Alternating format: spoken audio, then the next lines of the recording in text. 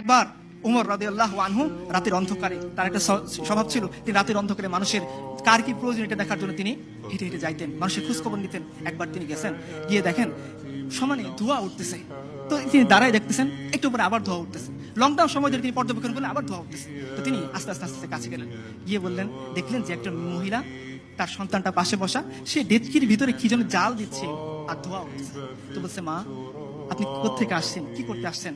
বলছে, দেখো খলিফা উমরের সাথে দেখা করতে আসছিলাম, এখন তো রাত হয়ে গেছে, তাবু খাটে সে কখন থেকে অপেক্ষা করতেছি, এই সন্তানটাকে চেষ্টা করতেছি একটু ঘুম পাড়াবো, কিন্তু আমার বুকে দুধ নাই, এই বাচ্চাটা ক্ষুধার যন্ত্রণায় কষ্ট পাচ্ছে, তো আমি একে সান্ত্বনা দেওয়ার জন্য একটা হাড়ির মধ্যে কয়েকটা পাথর নিয়ে জাল দিচ্ছি আর বলতেছি, দেখো বাবা রান্না হচ্ছে, তুমি একটু অপেক্ষা করো, রান্না হচ্ছে, তুমি একটু অপেক্ষা করো। এই দৃশ্য দেখে আমিরুল মুমিনিন উমর রাদিয়াল্লাহু আনহু বাচ্চা শিশুর মতো কাঁদতেছেন, দ্রুত আসছেন, বাইতুল মাল থেকে নিজে আটার বস্তা নিয়ে গেছেন। তার গোলাম বলতেছিল, হে আমিরুল মুমিনিন, আপনি তো আমাদের সবার আমির, আপনি আমার আকা, আমার মনিব, আমি আপনার গোলাম, বস্তা না আমার পিঠে দিবেন, আমি না আপনাকে নিয়ে যাব। উমর বলতেছেন, হে আমার গোলাম, যে বোঝা আল্লাহ আমাকে দিবেন সেই বোঝা কিয়ামতের দিন তুমি বইবা, বস্তা আমার কাঁধে তুলো। উমর রাদিয়াল্লাহু আনহু খলিফাতুল মুসলিমিন রাদিয়াল্লাহু আনহু, তিনি উটের ও আটার বস্তা পিঠে নিছেন, একটু তেল একটু ঘি হাতে নিছেন, কয়েক মাইল হেঁটে ওই নারীর কাছে গেছেন, গিয়ে তিনি নিজ হাতে আমিরুল মুমিনিন উমর ওই যে পাথরে দিয়ে গরম করা যে পানি, সেই পাথর সরিয়ে ওইখানে তিনি আটা দিছেন, আটা গুলছেন, নিজে রুটি বানাইছেন। এরপর বুড়িয়াকে বলছেন, মা তুমি শেখো।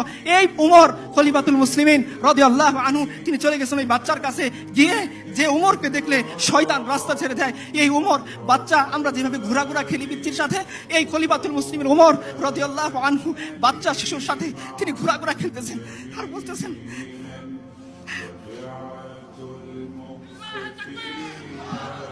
উমর বলতেছেন যে এতক্ষণ তুমি এই বাচ্চাকে কাঁদাইছো, এখন হাসিতে হবে।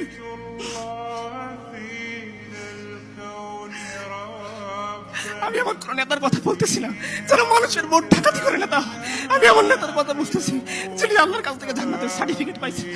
উনি বলতেছেন যে ওমর, যতটুকু তুমি বাচ্চাকে খাওয়াইছো এখন তোমাকে হাসাইতে হবে।